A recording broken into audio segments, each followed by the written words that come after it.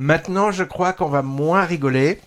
Oui. Avec une certaine zone. Oui, alors si je te parle de cette zone d'intérêt ou Interessegebiet, c'est une expression, en fait, je l'ai découvert, qui était utilisée par les SS pour décrire, en fait, les 40 km² qui entouraient le camp de concentration et d'extermination que fut Auschwitz. Donc c'était une façon déguisé, voilà, et étouffé de parler de ce camp.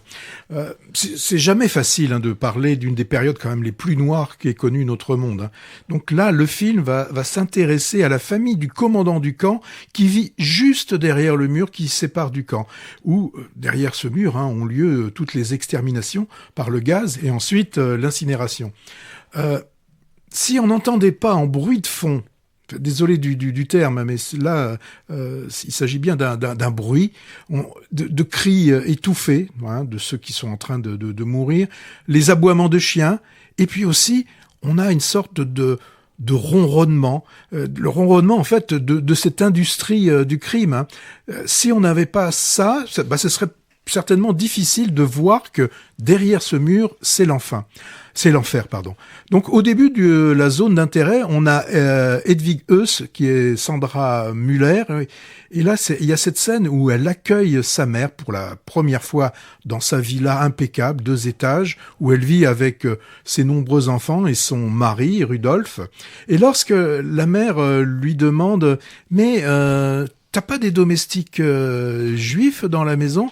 Hedwig fait un geste en direction du mur et qui sépare son jardin et qui lui dit non, les Juifs, ils sont de l'autre côté du mur. Dit-elle d'ailleurs, et c'est assez glaçant, je pourrais dire même joyeusement. C'est une scène vraiment, peu de choses sont dites, mais on comprend beaucoup de choses. Alors le héros, je vais dire plutôt le protagoniste, c'est le responsable du camp. Donc je l'ai déjà dit, Rudolf Höss, qui fut un des architectes vraiment de l'extermination de masse.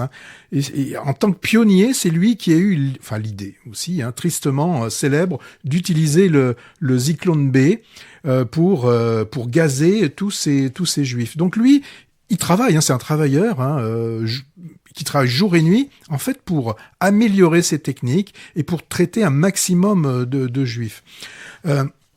Ce côté méthodique, d'ailleurs, il nous l'est montré à un moment donné dans le film. C'est une scène où on le voit le soir, il est chez lui, et méthodiquement, il ferme et verrouille toutes les différentes portes de la maison. On le voit bien éteindre la lumière, dans un souci d'économie.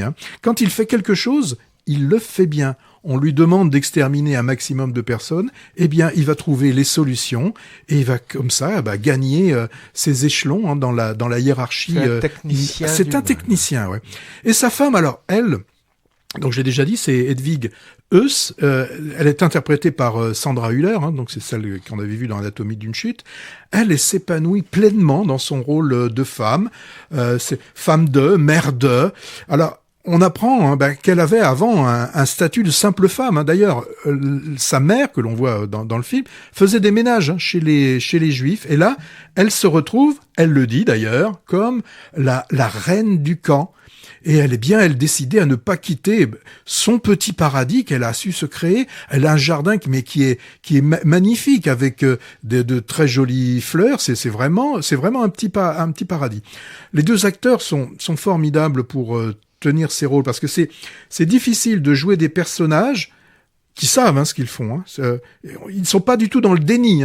La femme aussi, elle sait. Ouais. Les enfants même savent. Et il y a une petite scène dans le film où on voit des jeunes garçons qui entend.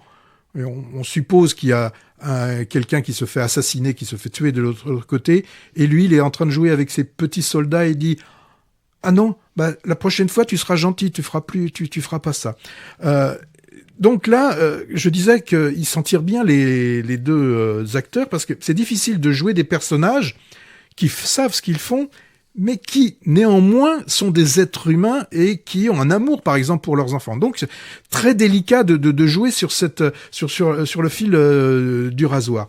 Et également, trouver un langage cinématographique pour évoquer cette période et ces camps de la mort. Alors, Jonathan Glazer a trouvé une solution de ne montrer finalement que ce mur. Et ça, c'est intéressant parce que à chaque fois qu'on a pu voir des films de fiction, je dis bien de fiction, qui se passent dans les camps, on pense, il y a peu de temps, le Simone. Comment dire, avoir des acteurs qui jouent ce genre de rôle, c'est très difficile. Le film de Spielberg aussi. Oui, à la limite, je pense que des dessins animés pourraient rendre les choses, mais de mettre des êtres humains, des acteurs, c'est absolument difficile. Alors le film, si je reste sur le langage cinématographique, quasiment que des plans fixes. Alors avec cette fixité des plans, on a à l'intérieur de ces plans des compositions sans aucune courbe, avec des formes très géométriques. Ça permet très facilement de rendre cette froideur. Et le côté technique. Et bien sûr, tout ce qui pourrait ressembler à un sentiment humain est complètement absent de toutes ces scènes. Hein. Et même, alors je dirais quand on voit certaines de ces scènes, on pourrait sortir du réel et se dire, en fait, tout ce qu'on vient de nous montrer, ce n'est que du cauchemar.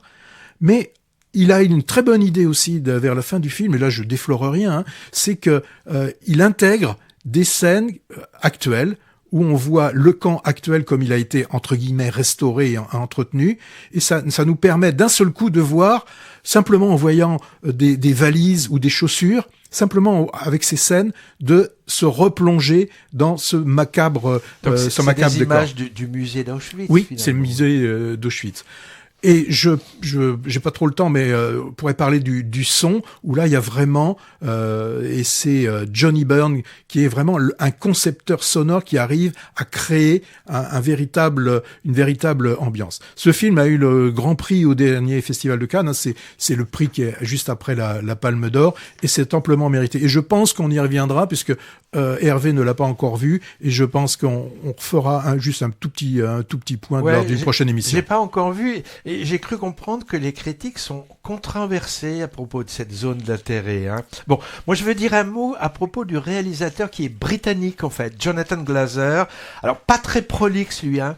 4 films en 25 ans, hein, Quentin Dupieux, il peut aller se rhabiller là. J'ai un souvenir percutant de son précédent, sorti en 2014, donc c'est-à-dire il y a 10 ans. Ça s'appelait Under the Skin, vraiment troublant.